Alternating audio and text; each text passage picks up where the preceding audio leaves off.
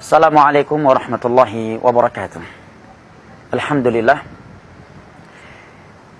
Akhil muslim wa ukhtil karimah, rahimani wa rahimakumullah. Islam adalah agama yang tidak hanya menyuruh penganutnya untuk memperbanyak amalan mereka tanpa memperhatikan kualitas dan kebenarannya. Allah Jalla wa Ala berfirman di dalam surat Al-Mulk, "Huwallazi khalaqal mauta wal hayata liyabluwakum ayyukum ahsanu amala." Dialah Allah yang telah menciptakan kehidupan dan kematian untuk menguji kalian. Tujuannya ayyukum ahsanu amala, untuk menguji kalian siapa di antara kalian yang paling bagus amalannya. Allah tidak menyatakan siapa yang paling banyak amalannya, siapa yang paling capek, dan siapa yang paling serius.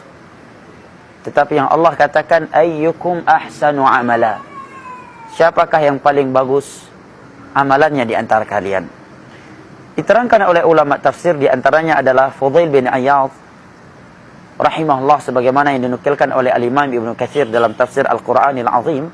Kata beliau, makna ayyukum ahsanu amala adalah akhlasukum wa aswabukum, yaitu siapa yang paling ikhlas dan siapakah yang paling sesuai dengan tuntunan Nabi SAW di antara kalian di dalam beribadah.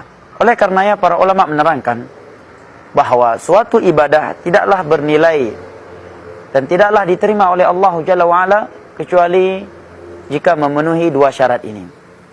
Ikhlas, karena Allah Jalla wa'ala tidak menginginkan pujian dan sanjungan dari manusia, dan sesuai dengan tuntunan Rasulullah SAW. Banyak ayat dan hadis yang menerangkan dua syarat diterimanya ibadah seorang hamba oleh Allah Jalla wa'ala dengan dua syarat ini. Di antaranya adalah firman Allah Jalla wa'ala, وَمَا أُمِرُوا إِلَّا لِيَعْبُدُوا اللَّهَ مُخْلِصِينَ لَهُ الدِّينَ. Tidaklah mereka diperintahkan kecuali agar mereka beribadah kepada Allah dengan ikhlas. Fa'budillaha mukhlishan lahuddin. Beribadahlah engkau dengan ikhlas kepada Allah Jalla wa'ala. Qul inna salati wa nusuki wa mahyaya wa mamati lillahi rabbil alamin. La syarika lahu wa bidzalika umirtu wa ana awwalul muslimin. Dan Nabi SAW bersabda, "Man 'amila 'amalan laisa 'alaihi amruna fahuwa rad." Barang siapa yang melakukan suatu amalan, suatu ibadah yang tidak sesuai dengan tuntunan kami, maka amalan tersebut tertolak. Hadis riwayat Imam Muslim dari Aisyah radhiyallahu anha. Para ulama yang mensyarah hadis ini menerangkan bahwa suatu amalan itu harus sesuai dengan tuntunan Nabi SAW dalam beberapa sisi. Yang pertama, dari sisi al-kaifiyah, caranya. Yang kedua, dari sisi al-adadiyah, jumlahnya. Tidak boleh lebih atau kurang dari jumlah yang telah ditentukan oleh Rasulullah SAW. Yang ketiga, al-makaniyah, dari sisi tempatnya. Tidak boleh seorang melakukan suatu ibadah di luar tempat yang telah ditentukan oleh Allah dan Rasulnya, seperti haji dan umrah. Yang berikutnya, az-zamaniyah, dari sisi waktunya, di mana dia tidak boleh melakukan suatu ibadah di luar waktu yang telah ditentukan. Maka amalan seorang hamba yang ikhlas semata, tanpa mencocoki tuntunan yang telah dituntun oleh Rasulullah SAW, tidak akan bernilai dan tidak akan diterima oleh Allah, karena amalan tersebut menjadi amalan yang bid'ah. Demikian pula sebaliknya, suatu ibadah yang sesuai dengan tuntunan Nabi SAW juga tidak akan diterima oleh Allah Jalla wa'ala jika ketika ia melakukannya dalam keadaan tidak ikhlas. Riya, ingin dilihat, ingin didengar untuk memperoleh pujian dan sanjungan oleh manusia. Maka hendaknya setiap kali kita beribadah kepada Allah Jalla wa'ala, kita memperhatikan dua syarat ini.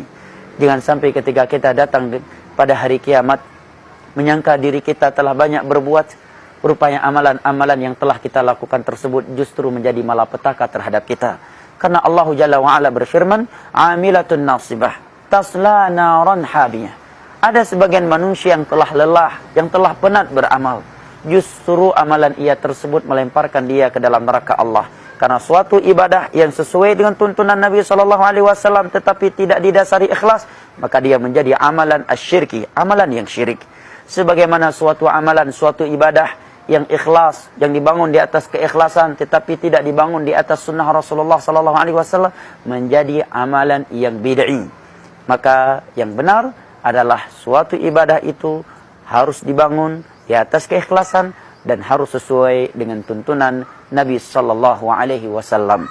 Semoga yang sedikit ini bermanfaat.